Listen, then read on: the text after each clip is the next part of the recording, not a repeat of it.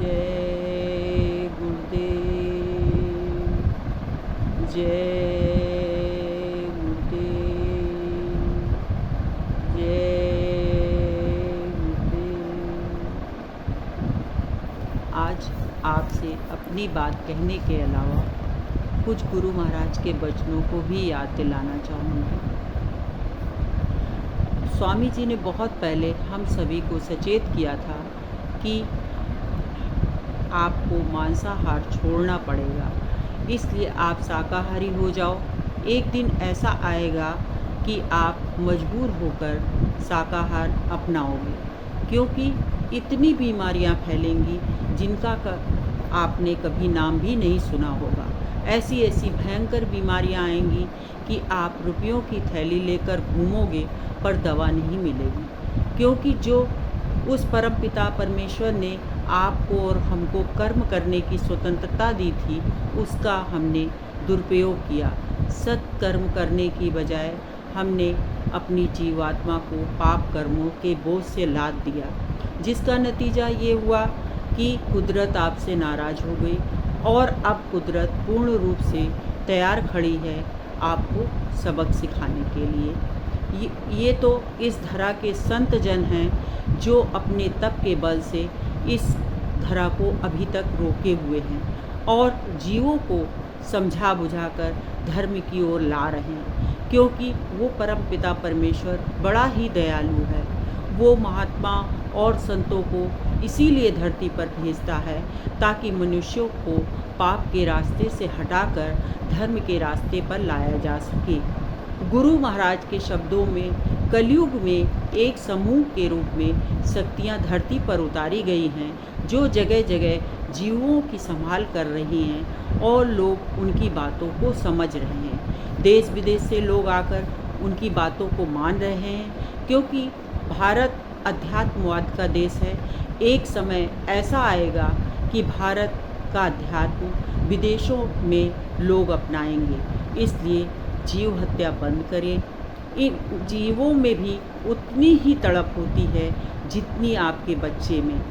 आपकी एक उंगली कट जाने पर आप चिल्ला उठते हो, पर जब किसी जीव की गर्दन पर आप चाकू चलाते हो तो एक बार उसकी आंखों की ओर झांक कर देखना। कितनी तड़प है उसके नेत्रों में, कितनी वेदना है उसकी आह में। तुम पर जब छोटा सा संकट आता है तो तुम ईश्वर को भी उंगली उठाने लगते हो, लेकिन वो असहाय मूक जीव तुमसे याचना भी नहीं कर सकता कि उसको कितनी तड़प हो रही है। तुम उसे मारकर क्या बच जाओगे? उसको बनाने वाला जीवों को, जो जिसने जीवों हमारा और आपका सभी का निर्माण किया है, क्या वो आपको माफ़ कर देगा? कभी नहीं।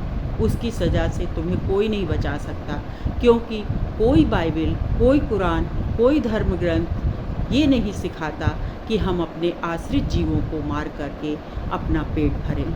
हम सब जीवों का मालिक एक ही है, वो हमें कभी माफ़ नहीं करेगा और ये हिसाब तो हमें चुकाना ही पड़ेगा, क्योंकि हमारा जीवन चक्र इसी लेन देन पर टिका हुआ है। आज हम उस असहाय जीव की तड़प को नहीं समझ रहे हैं, कल तुम्हारे बच्चे की वेदना को भी कोई नहीं समझेगा। कुदरत की मार बड़ी ही अजीब होती है। एक छोटी सी झलक हमने और आपने अभी कोरोना काल में देखी।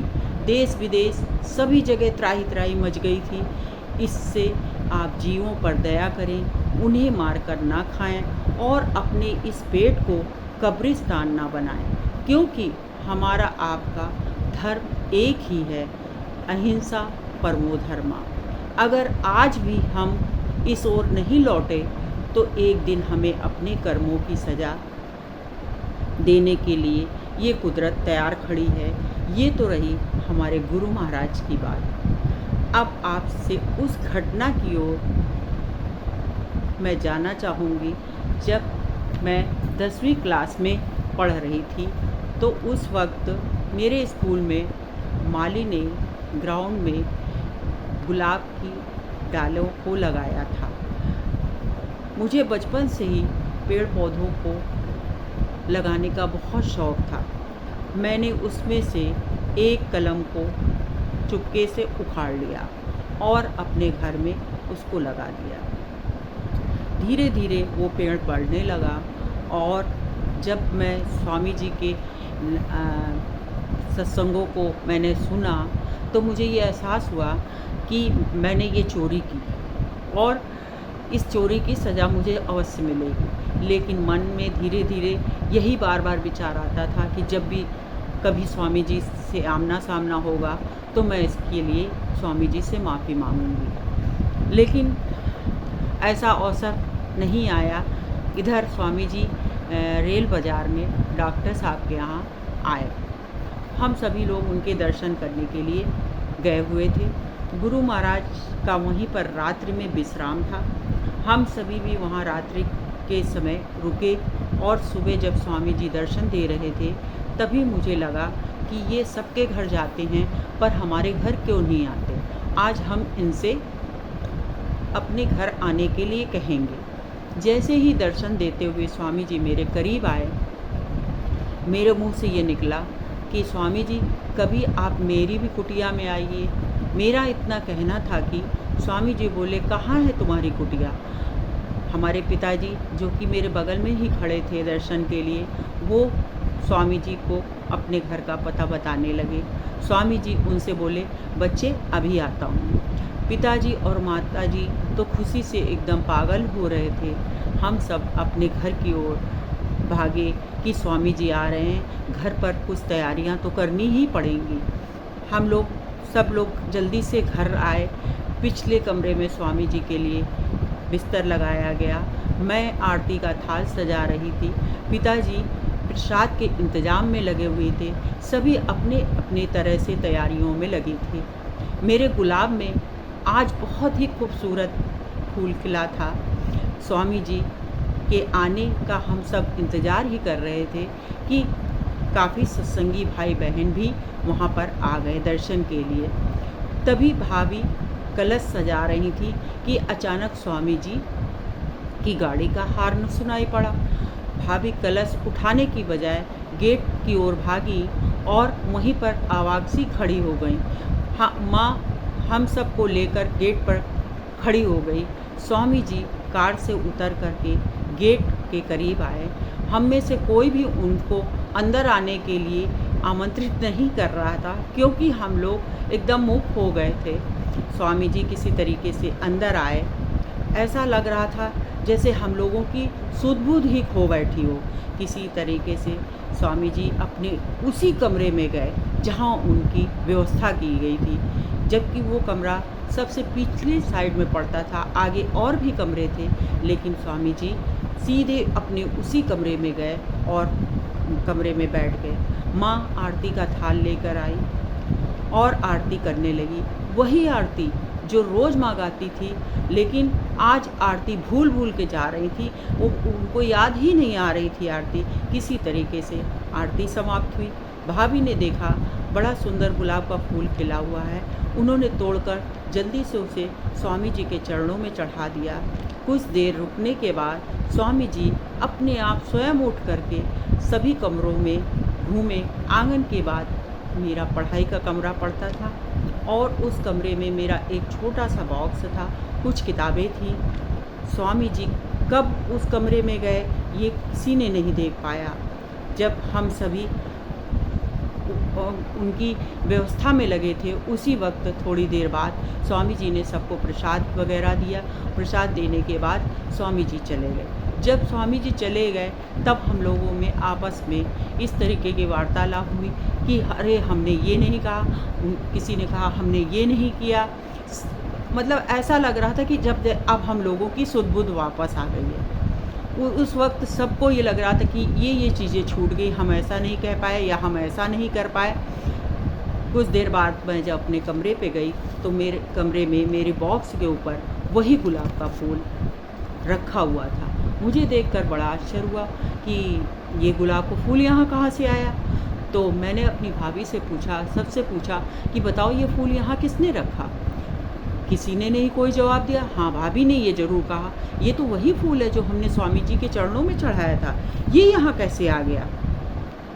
बड़ा आश्चर्य हुआ कि मतलब वो फूल वहाँ रखा तो रखा किसने? खैर मैंने उस फूल को उठाया, मस्तक से लगाया और ये सोच कर के आँखों में आंसू भर आए कि गुरु महाराज अपने जीवों की भावनाओं का कितना ख्याल रखते हैं। मैंने सोचा था कि कभी इस चोरी के लिए गुरु महाराज से माफ़ी मांग लूँगी, पर गुरु महाराज के आने की खुशी में कुछ याद ही नहीं रहा। हम सब अपनी सुध-बुध ही खो बैठे थे। किसको होश था कि क्या कहे, क्या सुने, पर मालिक तो हर एक का ख्याल रखते हैं। हमारे यहाँ से जाने के बाद तो सत्संगी भाई बहनों में एक तरीके की होड़ लग गई। सभी लोग गुरु महाराज से अपने घर आने के लिए प्रार्थना करने लगे। स्वामी जी सबके यहाँ गए भी। एक गरीब बहन थी, उन्होंने सोचा कि आज मेरे यहाँ भी स्वामी जी आ रहे हैं, चलो मैं आम के पत्ते तोड़ लाऊं और आम के पत्तों को तोड़ करके बंधनवार बनाऊंगी, स्वामी जी का इस तरीके से स्वागत करूंगी। लेकिन जब स्वामी जी गए तो वो बंधनवार बना ही रही थी।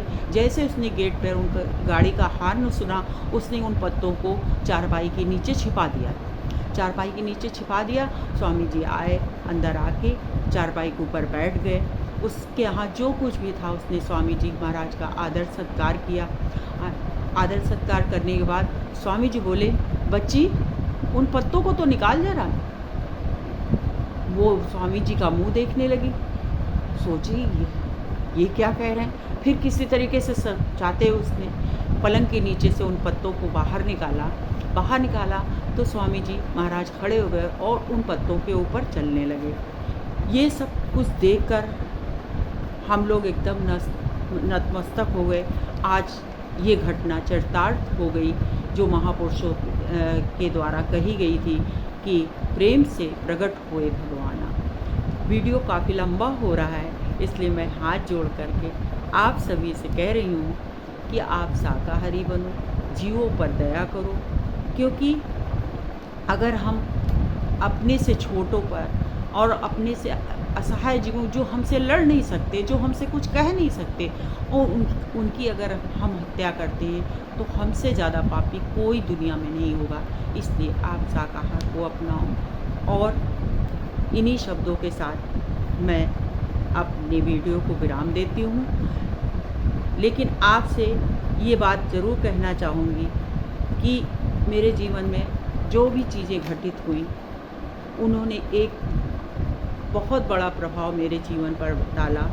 और ये तो बहुत छोटी छोटी सी घटनाएं हैं। साधक के जीवन में जो घटता है उनको तो बताने का भी आदेश नहीं है। ये तो बहुत छोटी छोटी सी बातें हैं जो मैं आपके सामने रख रही हूँ।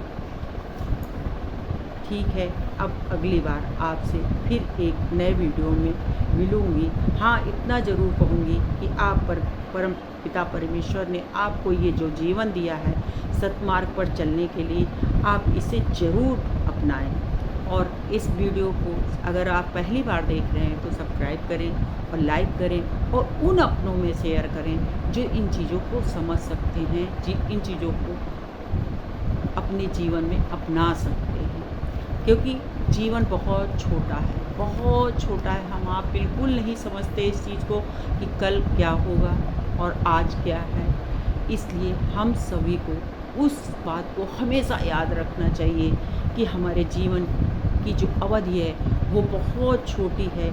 इसलिए हम सभी ऐसे पथ को अपनाएं जहाँ पे हमारे जीवन का लक्ष्य हो कि हम लोगों के लिए कुछ कर सकें। जय